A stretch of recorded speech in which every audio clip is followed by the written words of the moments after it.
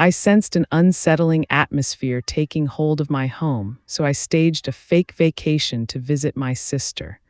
While I was observing the situation from across the lane, my elderly neighbor suddenly walked up and touched my shoulder, whispering, "Wait for the midnight hour.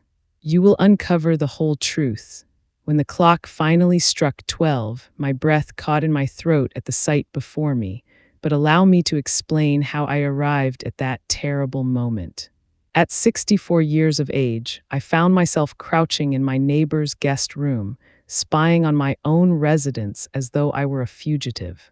Because what I unearthed that night didn't just shatter my faith in my family. It revealed just how deep the betrayal can run when those you cherish are consumed by avarice. Welcome back to the channel. Today's story is a shocking journey through betrayal, hidden secrets, and a mother's fight for justice. If you enjoy stories where the truth finally comes to light, please hit the like button and subscribe to the channel so you never miss a new episode. Now, let's find out what was really happening behind closed doors. My name is Isabella. This residence, where I have resided for the past 4 decades, is my sanctuary and my history. It is a life built with dedication alongside my late husband. Every alcove here holds our shared memories. The kitchen where we made Sunday pancakes, the family room where we watched our son, Julian, grow into a man, the rose garden we tended with our own hands. When my husband passed away 7 years ago, Julian insisted on moving in here with his wife, Camilla. "So you won't be lonely, Mom," he assured me. At that time, I believed it was an act of filial devotion. How incredibly naive I was. The initial months were peaceful, almost joyful. We dined together, chatted, and shared laughs. Camilla was attentive, even warm. She assisted me with the weekly market runs, cooked my preferred dishes like savory stew or roasted vegetables. Julian repaired things around the property that had worn down. I thought, what a gift to have my family near in my twilight years. But roughly 4 months ago, the dynamic shifted. It was as if an invisible switch had been flipped. The smiles turned robotic, the conversations strained. And then the whispering started. At first, I assumed it was my imagination, that my aging mind was playing tricks, but the hushed tones were real. Whenever I walked into a room, their conversation would abruptly die out. Julian would hastily slide his phone away with a quick, guilty jerk of his hand. Camilla would pivot the topic with a rigid grin. "What were you two discussing?" I would ask. "Nothing of consequence," Camilla would reply, her sweet voice beginning to sound hollow to my ears. "Just work matters, Mom," Julian would chime in, avoiding my gaze. Then I began to notice other oddities. The door to the downstairs guest suite, the one I had used for storage after my husband's passing, was constantly locked now. Previously, it had always stood ajar. "Why are you locking that room?" I inquired one afternoon. Camilla answered too swiftly. "It's just that there is a dampness issue. We don't want your belongings to get ruined by mold." But I didn't recall granting them permission to reorganize that room. I didn't recall any discussion of dampness. And when I walked down the corridor at night, I heard peculiar sounds emerging from behind that door. Footsteps, muffled chatter, laughter that belonged neither to my son nor my daughter-in-law. One evening, nearing 11 o'clock, I heard the distinct click of the front entry opening. I slipped out of bed and crept cautiously toward the hallway, ensuring my steps were silent. From the shadows of my room, I had a view of the foyer. I saw Camilla greeting a young woman dragging a carry-on bag. They spoke in hushed tones. The stranger handed something over, cash likely, and Camilla quickly shoved it into her jeans pocket. Then she ushered her down the hall, straight toward the room that allegedly had a moisture problem. I heard the key turn in the lock. The door swung open, spilling yellow light into the hall, and then clicked shut. The following morning at breakfast, I said nothing. I simply watched. Camilla poured coffee with that flawless smile that no longer deceived me. Julian was scrolling through news on his tablet, distracted. "Did you sleep well?" I asked nonchalantly. "Like a log, Mom," Julian replied without glancing up. Like babies, Camilla added. Liars, both of them were deceivers, but I required evidence. I needed to know exactly what was transpiring under my own roof before I challenged them. That same afternoon, while Camilla was at the supermarket and Julian was at his office, I attempted to open the guest room door. I possessed my own set of keys.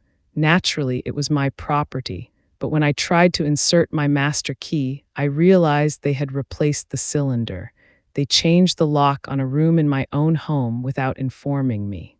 My heart hammered against my ribs. Fury began to bubble in my chest. Who did they think they were? This was my estate, my sanctuary. Every square inch of this house belonged to me by law, but anger resolves nothing. Anger only clouds one's judgment, so I inhaled deeply and forced myself to think clearly. If they were concealing something, I needed to uncover it without them suspecting I knew. I needed a strategy, and then it hit me. I would stage a vacation. I would tell them I was visiting my sister in Seattle for the week. I would leave them unsupervised, and I would observe from a distance what they did when they believed I was gone. That is when I spoke to Arthur, my neighbor of many years. He lives directly across the lane from my driveway. From his front bay window, he has an unobstructed view of my porch. I confided my suspicions to him, and what he revealed turned my blood to ice. Isabella, I have noticed strange occurrences as well. Arthur spoke in a whisper while pouring iced tea in his kitchen. Arthur is 72. He is a widower like myself, and we have been neighbors since my husband and I constructed this home. He knows every chapter of my life, every triumph, and every tragedy. For weeks, I have wanted to mention it, but I didn't know if I should interfere. I didn't want to alarm you without being certain. His hand shook slightly as he gripped the mug. What have you witnessed, Arthur? I asked, feeling dread settle in my stomach like a heavy stone. He sighed profoundly before replying. I have seen people arriving and departing from your house at odd hours, always after dark, always with luggage or knapsacks. Sometimes young women, sometimes couples, never the same faces. They arrive in rideshares or private cars. Camilla meets them at the threshold. They speak briefly and then they enter. The next morning at dawn, they depart. It is all very rapid, very discreet, as if they are doing something they wish to keep hidden. His words validated my darkest fears. I wasn't losing my mind. It wasn't my imagination. Something was indeed happening in my house. Something involving strangers, currency, and secrets. Why didn't you tell me sooner? I asked, feeling a blend of relief and distress. Because I hoped I was mistaken, Arthur replied. Because I wanted to believe there was a reasonable explanation. Perhaps friends of Julian's, I thought, maybe relatives of Camilla's needing temporary shelter. But when I saw Camilla accepting cash at the door last week, I knew this was commerce, and commerce conducted in the dark is rarely honest. He leaned in and lowered his voice as if the walls had ears. Isabella, I believe they are utilizing your home for something illicit. I don't know exactly what, but it is something they don't want you to discover. That is why they wait until you are asleep. That is why they act mundane during the daylight. I then laid out my plan to him. I told him I would fake the trip, that I would make them believe I would be away for a full week, and that I needed his assistance to monitor my home from his window. Arthur accepted immediately. You can stay here in the spare bedroom, Isabella, he offered, and from the upstairs window you can view your entrance and a portion of your living room perfectly. We will witness everything they do. I felt an immense weight lift. I wasn't alone in this. I had a partner, a witness, someone who could corroborate what my eyes saw so they couldn't later claim I was confused or senile. That same evening, I returned to my house and commenced the performance. During supper, I casually announced, tomorrow I am flying to visit my sister for a week. I haven't seen her in ages and she has been insisting. The reaction was instantaneous. Julian looked up from his meal with bright eyes. Camilla paused mid-chew and then grinned, a smile that was too broad, too eager. That is wonderful. It will do you good to get away, to change the scenery, right, Julian? My son nodded vigorously. Yes, Mom, you deserve a vacation. We will handle the house. Don't worry about a single thing. Don't worry about a single thing. Those words rang in my mind with a sinister resonance. The way they said it, with that barely disguised relief, with that urgency to see me gone. I continued my act. I need you to water the hydrangeas every other day, and please keep the interior tidy. You know I detest clutter. Camilla nodded with exaggerated zeal. Of course, everything will be pristine when you return. Enjoy your flight. Perfect. They wanted me out. They needed me out. That only confirmed they were concealing something significant. The next morning, I performed the full show. I dragged out my vintage suitcase, the one my husband and I used for our travels. I packed it with clothes and toiletries right in front of them. I called my sister loudly on the landline from the hall so they would overhear. Yes, sis. I am heading to the airport now. I'll be there by lunch. Naturally, my sister was aware of the scheme. I had told her everything. She was concerned too and backed me completely. Julian insisted on driving me to the shuttle stop. That's not necessary, son. I can call a car, but he insisted. He wanted to ensure I was truly departing. At the station, he walked me to the curb. He hugged me and said, "Have a safe trip, Mom. Call us when you land so we know you're safe." I looked him in the eyes, those eyes I had known since he was an infant, searching for any trace of guilt or remorse, but I only saw impatience. He wanted me on that shuttle. He wanted to see me disappear. "I will call you, son," I told him, and entered the terminal. But I didn't board any shuttle. I waited 20 minutes, enough time for Julian to drive away. Then I exited through a side door, hailed a taxi, and gave the driver Arthur's address. When I arrived at my neighbor's home, he had everything ready. He showed me to the guest room on the second floor. From the window, my house was fully exposed. The driveway, the front lawn, and part of the living room through the sheer curtains. "Now all we must do is wait," Arthur said, "and observe." I sat by the window with a knot tightening in my stomach. My own home, the place where I had known happiness for decades, now felt like hostile territory, a location I had to spy on from a distance to uncover what the people I loved and protected were doing. The first few hours were mundane. Camilla went to the market around 10 in the morning. Julian left for work as usual. The house stood empty, silent, but when dusk fell around 6, I witnessed something that made me hold my breath. A silver sedan pulled up in front of my driveway. A young couple emerged, perhaps in their 30s. They were lugging a large suitcase and 2 duffel bags. Camilla opened the door before they could even ring the bell, as if she were expecting them. She greeted them with beaming smiles. They chatted briefly.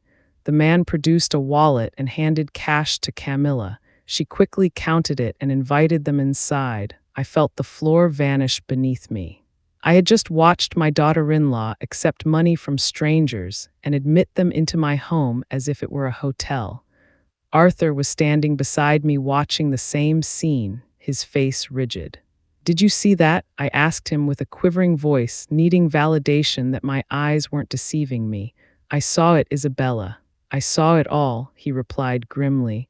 "These aren't just suspicions anymore. It is reality. They are utilizing your home to rent rooms without your knowledge. Renting rooms in my house, the home I built with my late husband through years of labor and sacrifice. The house where I raised my son, the house full of sacred memories, and they were converting it into a clandestine business behind my back. The fury I felt in that moment was like liquid fire coursing through my veins. I wanted to march across the street, pound on the door, and confront them in front of those strangers, but Arthur placed a firm hand on my shoulder. "Wait, Isabella. If you go now, we will only know this much. But if we wait, if we watch longer, we will uncover the whole truth, the full scope of what they are doing." He was correct. I took a deep breath, attempting to quell the hurricane raging inside my chest. I sat down again by the glass, my hands clenched in my lap. Over the next hour, I saw lights flickering on in different rooms of my house, the living room, the kitchen, and then I saw light spilling from that room, my old guest suite, the one that supposedly had a dampness issue, the one they kept locked. Now I understood why. There was no dampness. There were paying guests, strangers sleeping in the space where my husband and I had hosted family for 35 years. Unknown people using the furniture we had chosen together. Unknown people walking on the floors where I had grieved his loss. Tears began to stream down my cheeks without permission.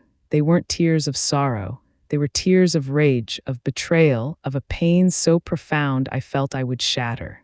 How could they? I whispered to myself. How could my own son do this to me? Arthur said nothing. He just sat beside me in silence, respecting my anguish. Outside, night continued to descend, and my house, my home, was transforming into something unrecognizable before my eyes.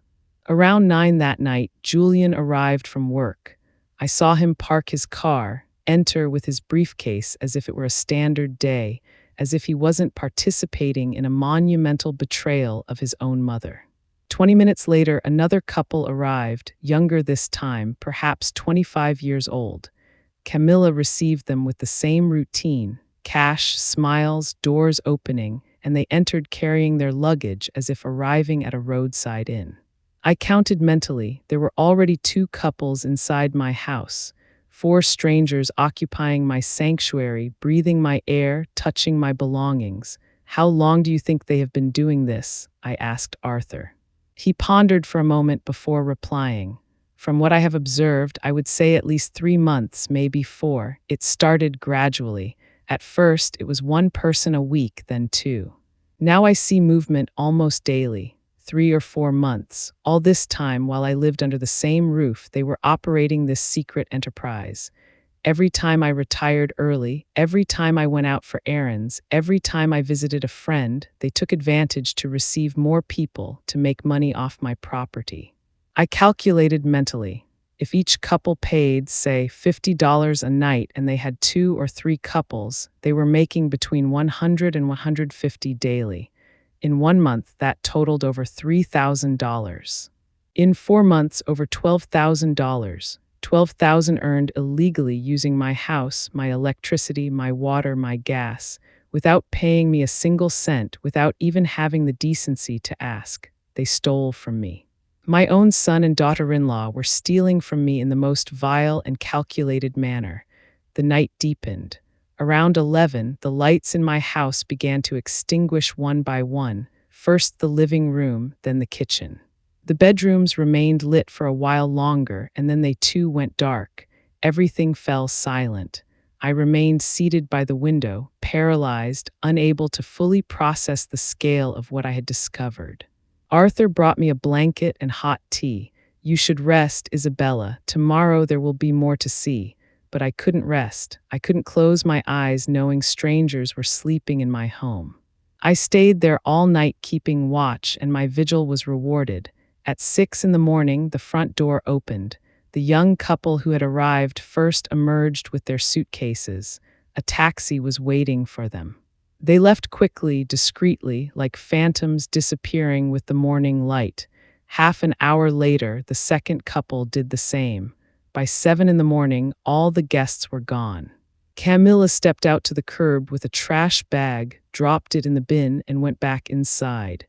Everything returned to normal, as if nothing had happened, as if my house hadn't been violated all night long. Julian left the house at 8, ready for work. He wore his gray suit, carried his briefcase, walked with that upright posture I had taught him since childhood. He looked like a respectable, hard-working, honest man. But I knew the truth now. I knew that behind that facade of a responsible son hid a man capable of betraying his own mother for profit. A man who could look me in the eye over breakfast after filling my house with strangers all night. During the day, I watched Camilla moving around the house. I saw her changing linens, cleaning rooms, prepping everything for the next wave. She worked efficiently with practice. This wasn't new to her. She had an established routine. Every move was calculated, professional. She was the mastermind of this operation, I was certain. Julian may have agreed, maybe he collaborated, but Camilla was running the show. I could see it in the way she managed the business, in how she organized every detail. When evening fell on the second day, more guests arrived. This time it was 3 people, 2 men and a woman. They seemed to be friends traveling together. Camilla received them the same way as the previous ones, cash in hand, professional smiles, doors opening. And I kept watching from Arthur's window, mentally documenting every movement, every transaction, every betrayal. Arthur had suggested taking photos, but I didn't want digital evidence just yet. First, I needed to understand the full operation. I needed to know if there was something else, something worse I hadn't discovered yet. And then Arthur told me something that changed everything. It was the night of the second day. Close to 10, he approached me with a grave expression. "Isabella, there is something else you need to know. Something I have been hesitant to tell you." My heart accelerated. "What is it, Arthur?" He sat across from me, his elderly eyes full of worry. "2 weeks ago, I saw Camilla meeting a man at the corner cafe. It wasn't Julian.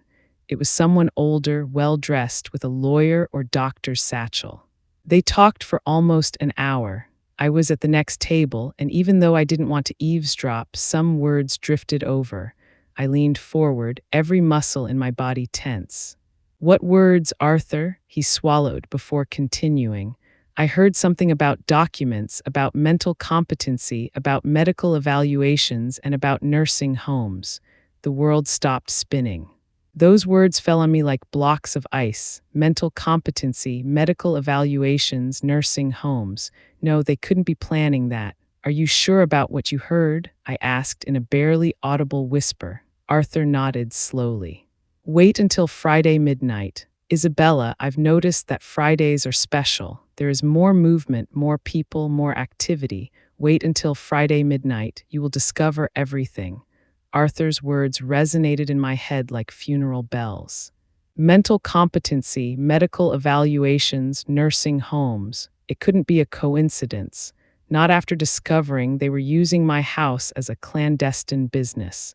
This was bigger, darker, more calculated than I had imagined.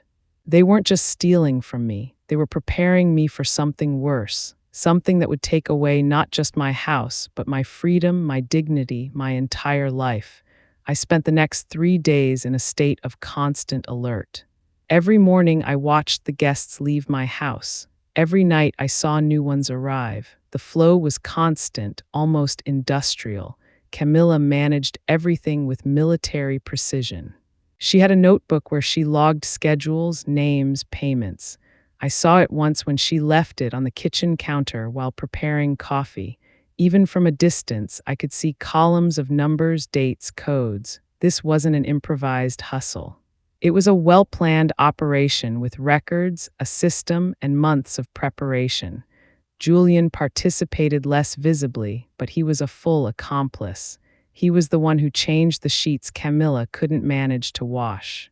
He bought the extra supplies they needed: soaps, toilet paper, towels. He kept the lawn impeccable to make a good impression on the guests. And every night, when he thought no one saw him, he counted the cash with Camilla at the dining room table. I watched them through the window, illuminated by the hanging lamp my husband had installed 20 years ago. Their hands passed over $20, $50, $100 bills. They made piles. They put them in envelopes. They smiled with that greedy smile that turned my stomach. On Thursday night, I decided to do something risky. I needed more information. I needed to understand exactly what Camilla had said in that meeting with the man with the satchel. So I called Sophia, my lifelong lawyer friend. Sophia and I met 30 years ago in a sewing class. She was always brilliant. She studied law in her 40s. She specialized in family and property law. If anyone could help me understand the legal implications of what was happening, it was her. "Isabella, what you are telling me is extremely serious," Sophia told me over the phone, her voice full of professional concern. "If they are operating a lodging business without permits, without paying taxes, without your consent as the property owner, they are committing multiple felonies: fraud, misuse of property, tax evasion. But what worries me more is what you mentioned about mental competency and nursing homes. Isabella, does your son have any power of attorney over you, any signed document that gives him authority over your decisions?" I thought carefully. No, I never signed anything like that. All my documents are in my safe deposit box at the bank. Sophia sighed with relief. That is good, very good. But listen to me closely. If they are consulting with someone about declaring you mentally incompetent, it means they are looking for a legal way to take control of your assets. The process is complex and requires real medical evaluations, psychological tests, court appearances before a judge. They can't simply declare you incompetent on a whim. But if they have a corrupt doctor willing to falsify evaluations, if they have an unscrupulous lawyer who knows the loopholes, they could try it. And if they succeed, Isabella, they can commit you to a nursing home against your will and take your house legally. Terror seized me. What can I do, Sophia? She thought for a moment. First, you need solid evidence of everything they are doing. Photos, videos, testimonies. Second, you need to protect your legal documents. Make sure they can't access anything. Third, as soon as you have enough evidence, we file a formal complaint. I'll take care of the entire legal process, but Isabella, you must be very careful. If they suspect you know anything, they could accelerate their plans. They could try something drastic. Her words chilled my blood. Something like what? Sophia paused for a second before answering. Like drugging you so you appear confused in front of a doctor. Like creating situations where you seem unstable. Like fabricating evidence that you can't take care of yourself. I've seen cases like this, Isabella, and they are more common than people think. I hung up the phone with trembling hands. Now I understood the magnitude of the danger. I wasn't just being robbed, I was being prepared for a fate worse than death. Losing my autonomy, my home, my identity. Being declared incompetent, being locked up in a nursing home while my son and daughter-in-law kept everything I had built. And all under the guise of legality, with documents signed by doctors and lawyers, with a judge who would never know the truth. Friday arrived, the day Arthur had marked as special. From early on, I noticed a difference in the atmosphere. Camilla was more active than usual. She cleaned the entire house, changed sheets in all the rooms, bought fresh flowers, and put them in vases all over the living room. It was as if she were preparing for something important. Julian arrived home from work earlier than other days. By 6 in the evening, he was already home helping Camilla with the final preparations. At 7, the parade began. It wasn't one or two couples like the previous days. They were groups. The first to arrive were 4 people, 2 young couples who seemed to be on vacation. They wore cameras around their necks and were speaking English. Camilla received them with an impeccable professional smile. She showed them the rooms. She took the payment. 30 minutes later, another group arrived, 3 middle-aged women with large suitcases, then an older couple, maybe in their 60s, then 2 single men who seemed to be on a business trip. I counted mentally. There were 11 people inside my house, 11 strangers occupying every available corner. The living room had become a common area. I watched through the windows as the guests mingled, talked, some preparing food in my kitchen. Camilla and Julian acted like hotel hosts, smiling, offering extra towels, recommending tourist spots. My house had transformed into a completely functional hostel. And I, the legal owner, was hidden, watching from the neighbor's house like a refugee in my own neighborhood. I've never seen so many, Arthur murmured next to me. This is different. It is like a special night. He was right. Friday was the busiest day, probably because tourists arrived to spend the weekend.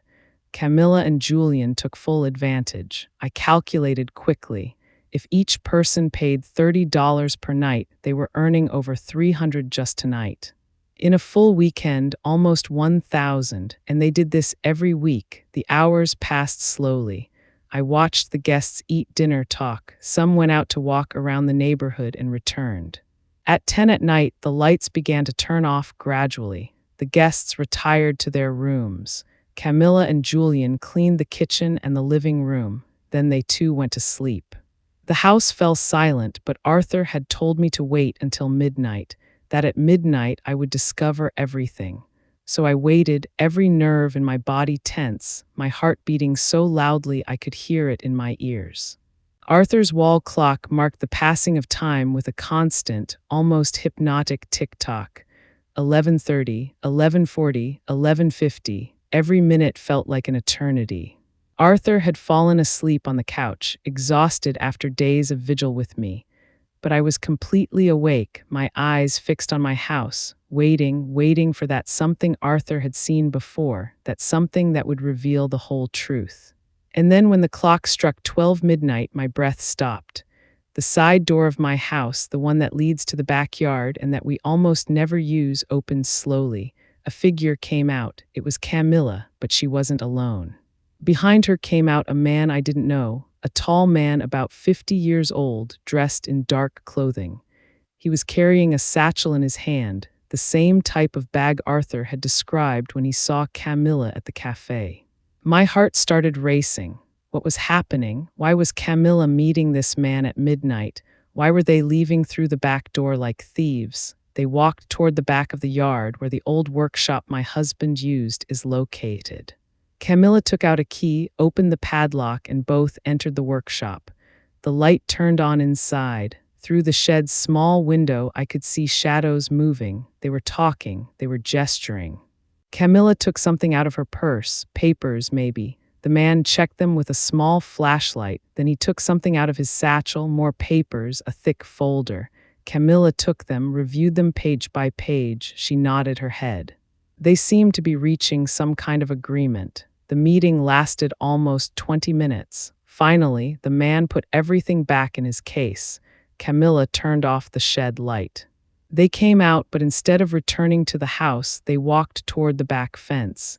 There's a small gate there that leads to the back alley. Camilla opened it. The man left through there and disappeared into the darkness. Camilla closed the gate, secured the padlock, and returned to the house through the side door. Everything had lasted less than half an hour, silent, secret, invisible to anyone who wasn't specifically watching. I woke Arthur up urgently. I saw him, I saw everything. Camilla met a man at midnight in the workshop. Arthur got up immediately, still half asleep but alert. The man with the satchel, he asked. Yes, it has to be the same one. They reviewed papers, documents. They are planning something, Arthur, something big. My neighbor rubbed his eyes and looked at his watch. It's late or early, depending on how you look at it. It is 12:30 a.m., but now we know that there is someone else involved, someone who works in the dark in secret. This is worse than we thought. I couldn't sleep the rest of the night. I stayed sitting by the window, watching my house as if it were an enemy building. At dawn on Saturday, the guests began to leave. Some left early, others stayed to enjoy the full weekend. Camilla prepared breakfast for those who remained, acting like the perfect hostess. Coffee, toast, fruit, everything served with smiles and kindness. No one would have imagined that hours earlier she had been in a clandestine night meeting with a stranger. Julian left the house around 9 in the morning. I saw him get into his car and drive away. Camilla stayed alone with the remaining guests. This was my opportunity. I needed to get into that shed. I needed to see if they had left anything, any clue about what they were planning. I told Arthur my plan. He tried to dissuade me. It's too risky, Isabella, if Camilla sees you, but I was determined. I have the key to the back fence. I can enter through the alley without anyone seeing me. Camilla is busy with the guests in the front of the house. She won't see me. Arthur finally agreed, but insisted on accompanying me to the alley to keep watch. We left his house through the back door. We walked through the silent alley. It was Saturday morning and the neighborhood was quiet. Most people were still sleeping or eating breakfast in their homes. We reached the back gate of my property. I took out my key with trembling hands. The padlock gave a soft click. I entered my own backyard like an intruder, my heart pounding against my ribs. The workshop was about 20 yards from the gate. I walked crouched low, hiding behind the bushes I myself had planted years ago. Every step seemed too loud, every breath too strong. Finally, I reached the shed. The door had a simple padlock, one I knew well. It was the same padlock my husband had used for years. I searched for the right key. My fingers clumsily tried 3 different keys before finding the correct one. The padlock opened. I entered the workshop and closed the door behind me. Sunlight filtered through the small, dusty window, creating hazy beams in the air. The place smelled of old wood and earth. Rusty tools hung from the walls, boxes stacked in the corners. Everything looked normal, intact. But then I saw something out of place on my husband's old workbench. There was a metal box. It wasn't ours. I had never seen it before. It was gray, modern, with a digital lock. I approached slowly. The box was closed but not locked, just a simple latch that opened by pressing 2 side buttons. I tried it. Click, the box opened, and what I saw inside took my breath away. There were stacks of cash, bills in denominations of 20, 50, and 100. I counted quickly. There had to be at least $10,000 there, maybe more. All the money they had earned with their illegal business for months. But that wasn't the worst part. Beneath the money were documents. I took them out carefully and began to read them. The first was a rental agreement, a contract where my house appeared, registered as a property available for temporary rental and tourist lodging. The owner's name read Julian Vega, my son, but that was impossible. I was the legal owner. My name was on the deeds. How could he sign a contract as if he were the owner? I kept reading. There was a footnote in small print. Legal owner in process of transfer. Documentation pending judicial procedure. I felt the floor moving beneath my feet. Transfer, judicial procedure. They weren't just using my house illegally. They were trying to steal it from me legally. The next document confirmed my worst fears. It was a psychological evaluation form, an official medical form with a private clinic's letterhead. And there in the patient section was my full name, Isabella Cristina Vega. The evaluation date was scheduled for 2 weeks in the future. The reason for consultation read: evaluation of mental competency and autonomy for decision-making. Family request due to concern about progressive cognitive decline. Progressive cognitive decline. They were painting me as a senile old woman, as someone who couldn't take care of herself, as someone who needed to be protected from her own decisions. And it was all a lie. I was perfectly fine. My mind was clear. My health was good for my 64 years, but they were going to fabricate a different story with this doctor, with this false evaluation, with this judicial process they were already preparing. There were more documents. One was a quote from a private nursing home. Serene Horizon Estate, specialized care for older adults. The price was $3,000 monthly. There were yellow highlighter marks on the section that read, private rooms with 24-hour security, special program for patients with dementia and cognitive decline. They were looking for a prison for me, an expensive and legal prison where they would lock me up while they enjoyed my house and my money. The last document was the most chilling. It was a broad power of attorney, a legal document that would give Julian total control over all my properties, bank accounts, and medical decisions. It was prepared, printed, ready to be signed. Only my signature was missing, and next to the document was a handwritten note in Camilla's handwriting. Dr. Thorne confirms he can administer a mild sedative during the appointment. Signature will be obtained during a state of induced confusion. Witnesses already coordinated. Additional cost $5,000. My hands were shaking so much I almost dropped the papers. They were going to drug me. They were going to take me to a corrupt doctor, give me some medication that would confuse me, and make me sign that power of attorney without understanding what I was doing. With paid witnesses who would say that I was in full control of my faculties, everything legal on paper, everything false in reality, and once they had that power of attorney, they could do whatever they wanted with me.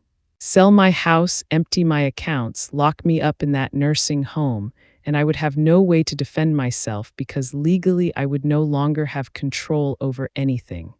I heard voices outside. I froze. It was Camilla talking to someone. One of the guests, probably. They were close, too close. I quickly took out my phone and took pictures of all the documents, every page, every note, every detail. My hands trembled so much that some photos came out blurry, but I managed to capture the evidence. Then I put everything back in the box exactly as I had found it. I closed the box. I closed the shed and I ran, crouched low, back to the rear gate. Arthur was waiting for me in the alley with an expression of anguish. I thought they had discovered you. You were in there almost 20 minutes. I couldn't speak. I only showed him my phone with the photos. He looked at the screen, swiped image after image, and his face grew paler and paler. My God, Isabella, this is a complete criminal scheme. They aren't just stealing from you. They are systematically destroying you. I nodded, tears I could no longer hold back rolling down my cheeks. I need to call Sophia. I need to do something now. I can't wait any longer. We returned to Arthur's house. With trembling hands, I dialed my lawyer friend's number. It was early Saturday, but Sophia answered on the third ring. Isabella, what happened? I told her everything. The photos, the documents, the complete plan. Sophia remained silent for a long moment after I finished. Then she spoke with a professional, controlled voice, but full of contained fury. Isabella, this is planned kidnapping, document fraud, conspiracy to commit several serious crimes. With the evidence you have, we can stop them. But you need to act fast. If that medical appointment is in 2 weeks, it means they are going to accelerate everything soon. What should I do? I asked. Sophia took a deep breath. First, don't return to that house yet. Stay where you are safe. Second, tomorrow, Sunday, I need you to come to my office. We will bring in a trusted notary. We will make legal documents to protect your assets immediately. Third, on Monday, we will file a formal complaint with all this evidence. And fourth, she paused. Fourth, we are going to set a trap for them. A trap, I repeated Sophia's words, not fully understanding. My mind was still processing everything I had discovered in the shed. The false documents, the plan to drug me, the nursing home already quoted. Everything was too much, too dark, too calculated. Yes, Isabella, a trap, Sophia confirmed firmly. They think you don't know anything. They think you are still traveling, trusting, and naive. That is your advantage. You have evidence that they don't know you possess. Now, we are going to use it strategically to ensure they face full legal consequences. We don't just want to stop them. We want them to pay for every part of their criminal plan. On Sunday morning, Arthur drove me in his car to Sophia's office in the city. She was waiting for me with another man, the notary she had mentioned. His name was Henry. He was about 50 years old, with a serious but kind face. Mrs. Vega, I am very sorry for what you are going through, he told me while shaking my hand. But I want you to know that we are going to protect your assets completely. When we finish today, your son will not be able to touch a single cent of your estate without facing immediate criminal charges. Over the next 3 hours, I signed documents, many documents. Sophia explained them one by one with patience. This is a revocable power of attorney. It cancels any power that might exist in Julian's name, existing or future. This other one is a declaration of full mental competency, certified by a forensic psychologist who will come to evaluate you tomorrow. This is a new will that replaces any previous version and specifies that Julian is excluded as an heir due to fraudulent actions. And this last one is a preventative protection order that we will file with the judge on Monday. Each signature I put on those papers made me feel stronger, more in control.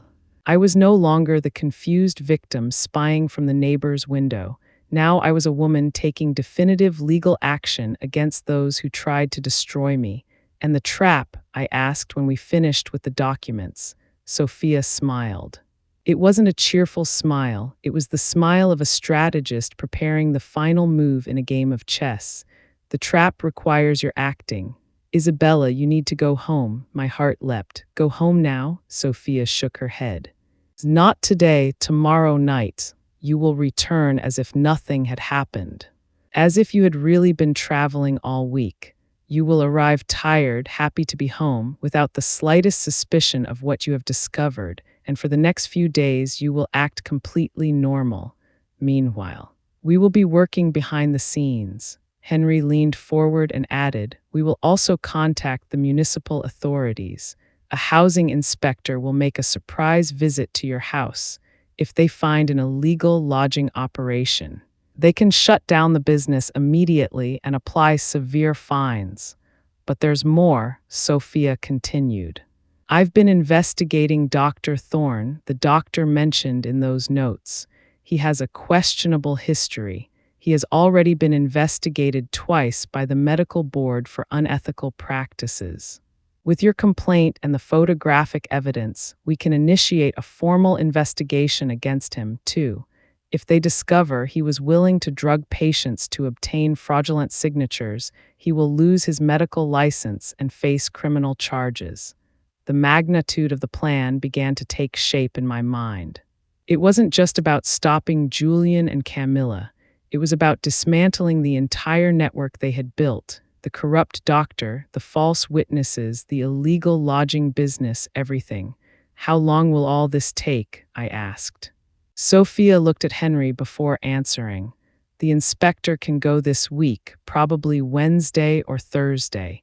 The investigation of the doctor will take longer, but with your formal complaint on Monday, the process will begin immediately. And as for Julian and Camilla, she made a dramatic pause. The final confrontation will be when they least expect it, when they believe everything is going according to their plan. I spent the rest of Sunday at Arthur's house, mentally rehearsing how I would act when I returned.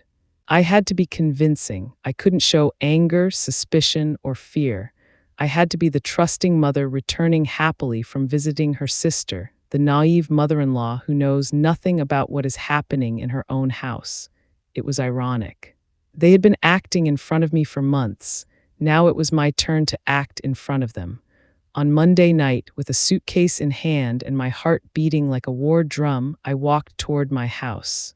Arthur had driven me to the corner, but I walked the rest of the way so it would look like I arrived by taxi. I rang the doorbell. I heard hurried footsteps inside. The door opened. Julian was there with a surprised expression. Mom, we weren't expecting you until tomorrow. I smiled with the warmth a mother reserves for her son, although inside my heart was breaking.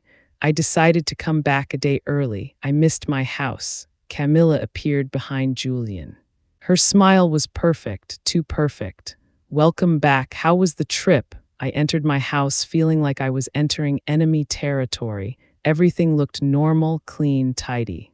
No trace of the 11 guests who had occupied these spaces just 2 nights ago. Camilla had done an impeccable job erasing the evidence. The trip was wonderful, I lied with surprising ease. My sister spoiled me a lot, but there's no place like your own home. They took my suitcase to my room. They prepared tea. They sat with me in the living room asking for details of the invented trip.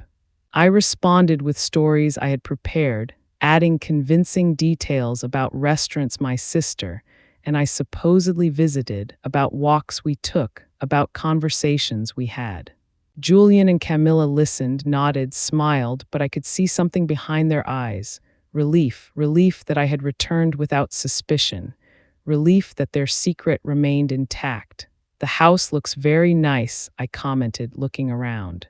You took care of it perfectly, Camilla responded quickly, perhaps too quickly. Of course, we cleaned everything, watered the garden, everything as you asked. I took a sip of tea and added casually, it even smells different like new cleaner. I saw a micro flash of panic in Camilla's eyes. Oh yes, we did a deep cleaning. We wanted everything to be perfect for your return.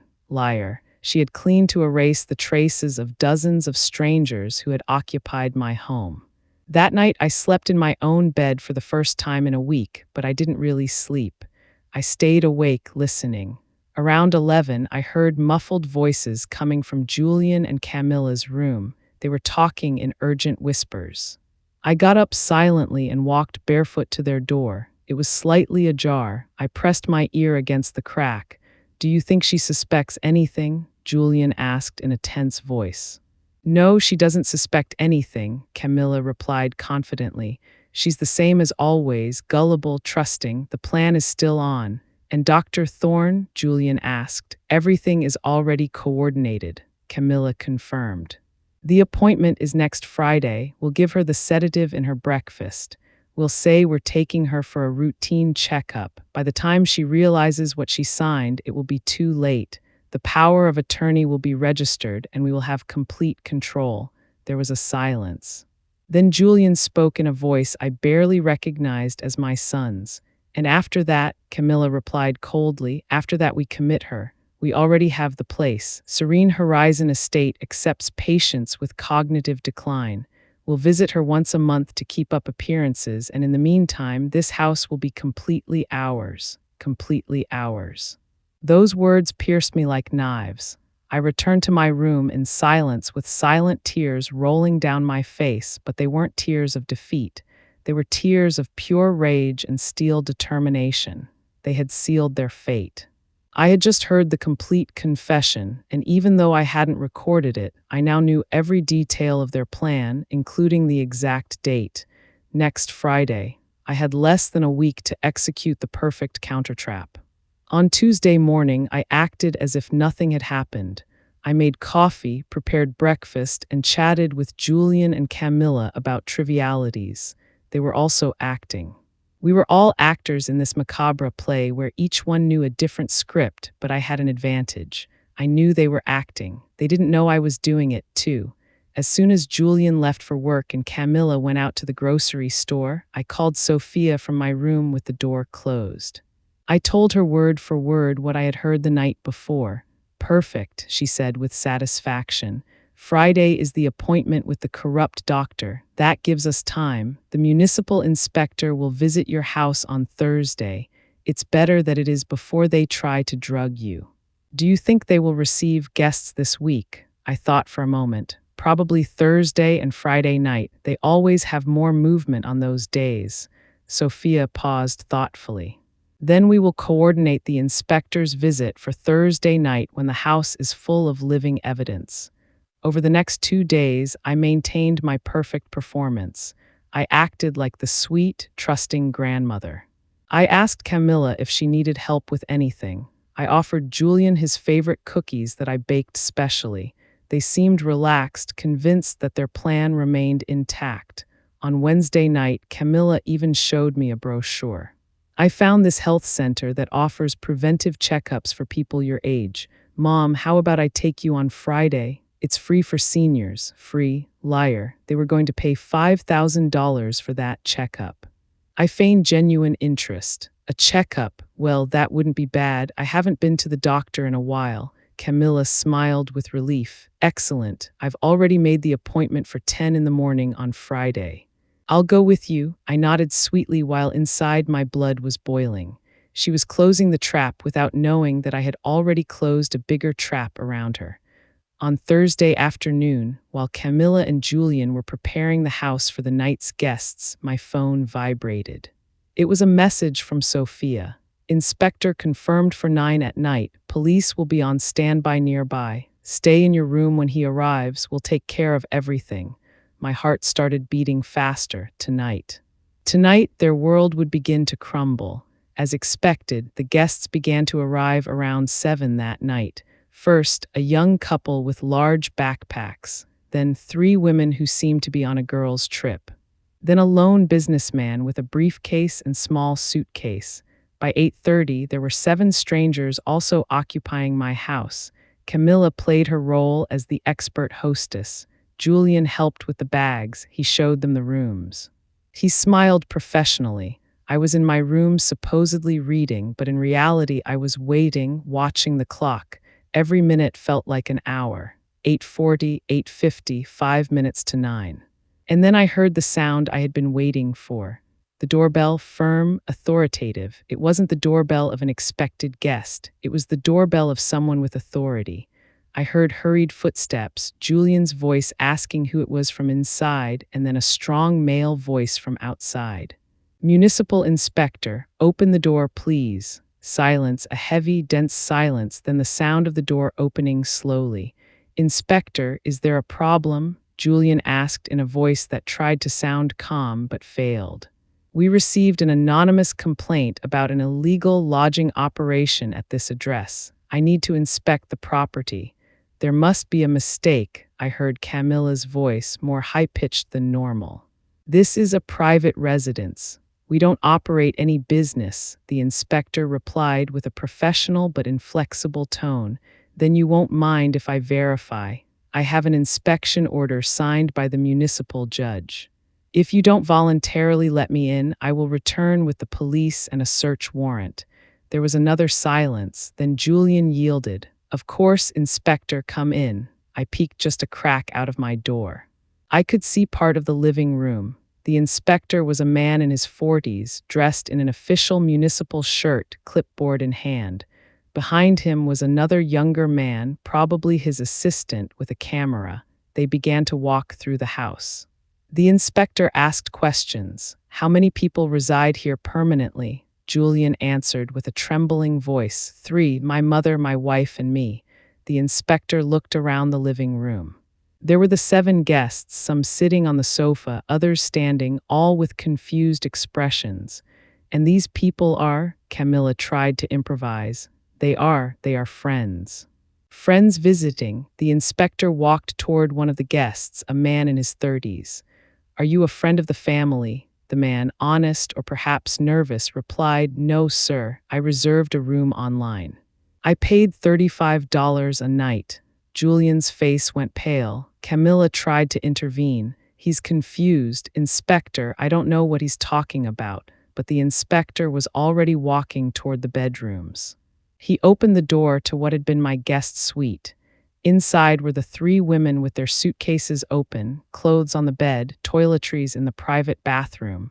And these ladies are friends too. Camilla's silence was answer enough. The inspector took out a measuring device from his case. He began to count the occupied rooms, taking photos of each one. His assistant documented everything with the camera. Room 1 occupied by 2 non-residents. Room 2 occupied by 3 non-residents. Room 3 occupied by 1 non-resident. Shared bathrooms showing multiple use. Kitchen with utensils for more than 3 people. Extra towels piled in the hallway. Every sentence was another nail in the coffin of their illegal business. Julian attempted one last defense. Inspector, this is a misunderstanding. Perhaps we occasionally help acquaintances who need lodging, but it's not a business. The inspector interrupted him. Do you charge money for that lodging? Julian hesitated. Well, sometimes we receive a voluntary contribution for expenses. The inspector shook his head. That's called a business, a lodging business. And to operate a lodging business, you need a commercial license, a tourist operating permit, a fire safety certificate, a sanitation certificate, and payment of corresponding taxes. Do you have any of those documents? The silence was absolute. Camilla and Julian looked at each other, defeated. They knew they had nothing. The inspector continued. According to the municipal code, operating a commercial lodging business without permits constitutes a serious violation. The fine is $10,000. Furthermore, I must inform you that the tax authorities will be notified about undeclared income, and since this property is registered in the name of, he looked at his papers, Isabella Cristina Vega, who according to records has not authorized any commercial activity. This could also constitute fraudulent use of someone else's property. I felt it was the moment. I opened my bedroom door and stepped out. All eyes turned toward me, the guests confused, the inspector with a professional expression, and Julian and Camilla with faces of pure terror. Good evening, I said with a calm voice. I am Isabella Vega, the owner of this property. The inspector nodded respectfully. Mrs. Vega, did you authorize the operation of a lodging business on your property? I took a moment, looking directly into the eyes of my son and daughter-in-law. No, Inspector, I authorized nothing. In fact, I just discovered this situation a few days ago. Camilla took a step toward me. Mom, I can explain. I raised my hand, stopping her. I don't want explanations, Camilla. Not now, I turned to the inspector. What happens now? He closed his clipboard. The current guests will have to vacate the property immediately. We will give them 30 minutes to gather their belongings. Your son and daughter-in-law will receive the official fine notification and will have to appear before the municipal judge next week. I have also notified the police. There are 2 officers outside in case additional assistance is needed for the eviction. The next 30 minutes were chaotic. The guests collected their things hastily, some demanding refunds from Camilla. She had kept the cash in her purse and had to return it under the watchful eye of the inspector. Julian remained paralyzed, unable to speak, watching as his illegal business crumbled in minutes. When the last guest left, the inspector handed me a copy of the official report. Mrs. Vega, I recommend you consult with a lawyer. You have the right to sue for damages. I already have a lawyer. Inspector, thank you for your work tonight. When the inspector and his assistant left, the house fell into a deathly silence. The 3 of us remained in the living room. I was standing by the window. Julian was sitting on the sofa with his head in his hands. Camilla was standing near the door, arms crossed with the expression of a cornered animal. It was she who spoke first. Her voice was no longer sweet or calculating. It was desperate. Mom, I know this looks bad, but we had our reasons. The house expenses are high. We have debts. I turned to her slowly. Reasons. Debts, and that was sufficient justification to turn my home into an illegal business without my consent. Camilla took a step toward me. We were going to tell you eventually. We just wanted to save up first. To have some money before. Before what? I interrupted with a cutting voice. Before drugging me and making me sign a fraudulent power of attorney. The silence that followed was deafening. Camilla turned pale. Julian raised his head abruptly, his eyes full of shock. How? Julian started to say, but his voice broke. How do I know? I completed the question for him. Because I was never traveling, Julian. I was here watching, discovering every detail of your vile and calculated plan. I walked to the center of the living room, looking at both of them with an intensity that made them step back. I know about the illegal lodging business. I know about the cash hidden in the shed. I know about Dr. Thorne. I know about the Friday appointment where you planned to sedate me. I know about the power of attorney you wanted to make me sign. And I know about the Serene Horizon Estate nursing home where you planned to lock me up. Camilla shook her head frantically. No, it's not what you think. Yes, we talked to the doctor, but it was just for precaution because we were worried about your health. Stop the lies, I shouted, and my voice resonated in the walls of my own house. I found the documents, Camilla. I saw them with my own eyes. I read the notes written in your handwriting. Mild sedative during the appointment. Signature will be obtained during a state of induced confusion. Those were your exact words. Camilla's face lost all color. Her lips trembled, but no sound came out. I turned to my son. And you, Julian, you whom I raised, whom I loved, to whom I gave everything your father and I could give. How could you? Julian had tears rolling down his face. Mom, we. The economic situation was desperate. We had $30,000 of debt. The bank was going to foreclose on our old apartment. Camilla said if we could get money fast, and your solution was to betray me, I interrupted him. Your solution was to steal my house, my freedom, my dignity. It wasn't stealing, Camilla exploded in a high-pitched voice. This house is enormous. You live here alone. We were just taking advantage of the available space. And as for the power of attorney, it was to protect you. You're aging. You need someone to make decisions for you. I am 64 years old, I said with an icy voice. Not 80, not 90, 64. My mind is perfectly clear. My health is good. I don't need anyone to make decisions for me. What you were planning was not protection. It was legal kidnapping. Julian stood up, staggering. Mom, please, we can fix this. We'll give all the money back. We'll leave the house if you want, but please don't report us. If you go to the police, we could go to jail. I looked him in the eyes. Those eyes that once looked at me with a child's pure love, and I felt my heart breaking into pieces. And what did you want me to do, Julian? That I let you drug me? That I let you lock me up in a nursing home while you enjoyed my property? That I feigned dementia to make your life easier? It wasn't going to go that far, Julian murmured. Camilla was just exploring options, but I never would have. I heard your conversation last night. I interrupted him again. I heard you planning exactly that. I heard you saying you would visit me once a month to keep up appearances. I heard you turn me into a formality, into an obstacle that had to be managed. Julian collapsed back onto the sofa, sobbing. Camilla remained petrified, her mask of the perfect daughter-in-law finally completely destroyed. I took a deep breath, trying to maintain my composure. Tomorrow is Friday. You had planned to take me to Dr. Thorne at 10 in the morning. Obviously, that is not going to happen. What is going to happen is this. You are going to pack your things and you are going to leave my house. You have until tomorrow at noon. Camilla reacted immediately. Evict us. Where are we going to go? You should have thought about that before you betrayed me, I replied without emotion. You have family, you have friends, figure it out. Mom, please, Julian pleaded. We can't leave like this. We don't have money for a rental deposit. We have nothing. You have $10,000 in the box in the shed. I pointed out, the money you earned illegally with my property.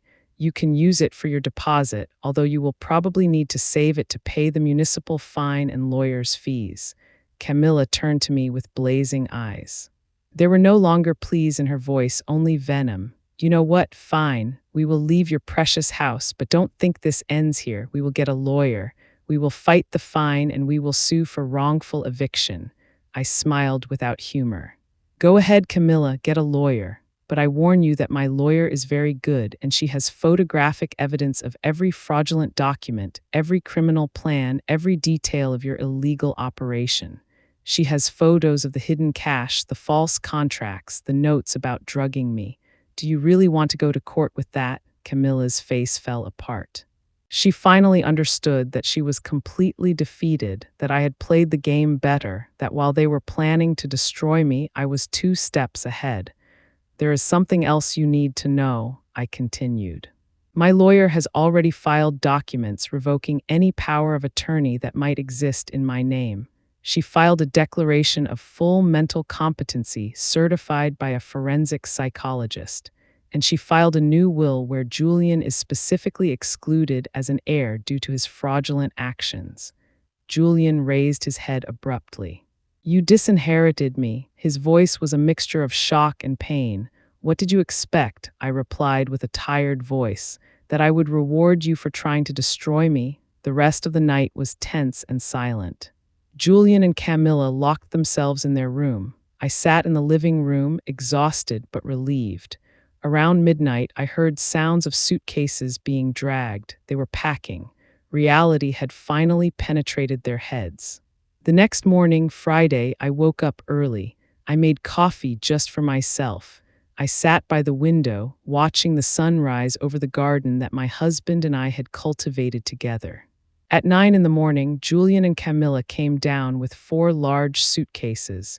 They didn't look at me. They loaded everything into their car in silence. Julian returned one last time. He left the house keys on the entrance table. For a moment, I thought he would say something, maybe an apology, maybe a final plea, but he only looked at me with empty eyes and left. I heard his car engine start. I heard the tires on the pavement driving away, and then silence. My house was empty. I was alone. I remained seated in the living room for a long time after they left. The house felt different, bigger, quieter, but also more mine than ever. I walked through every room slowly, reclaiming every space that had been violated by strangers. I opened the windows to let in fresh air. I stripped the sheets from all the beds that had been used by the guests.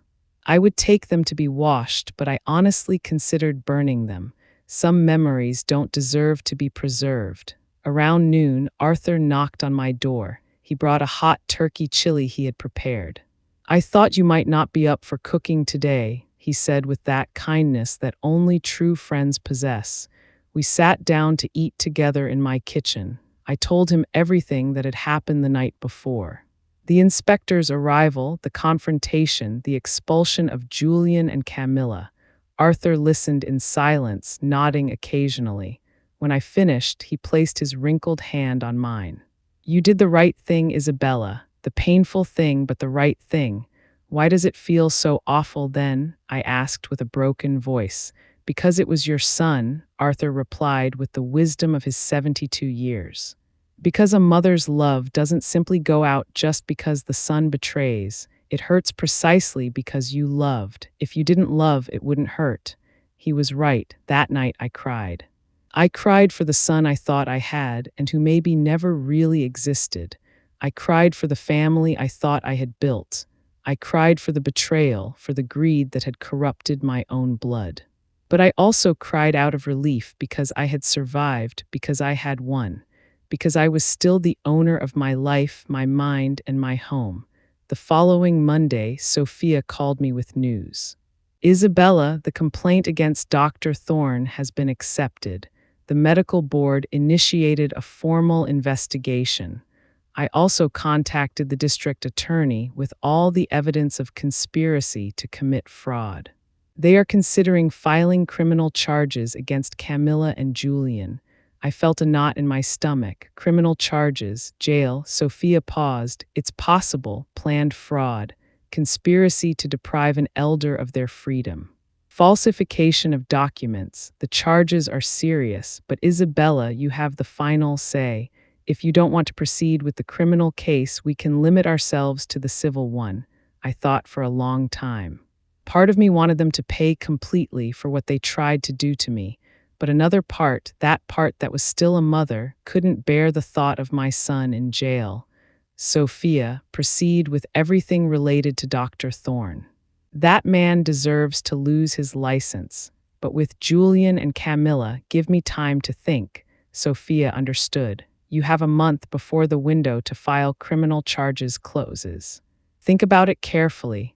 2 weeks later, I received a letter. It was from Julian. The envelope was crumpled as if it had been written and rewritten several times.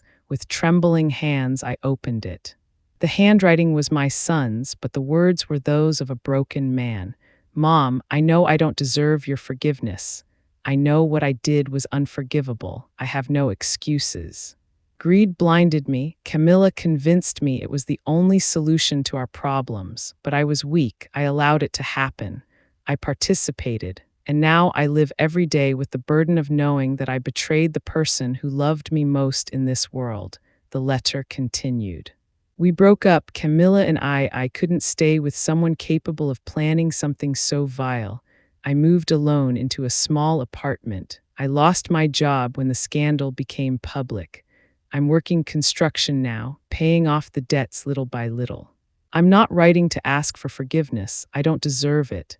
I just wanted you to know that I'm sorry, that if I could go back in time, I would change everything, that the memory of what I did to you haunts me every night. The letter ended simply, I loved you.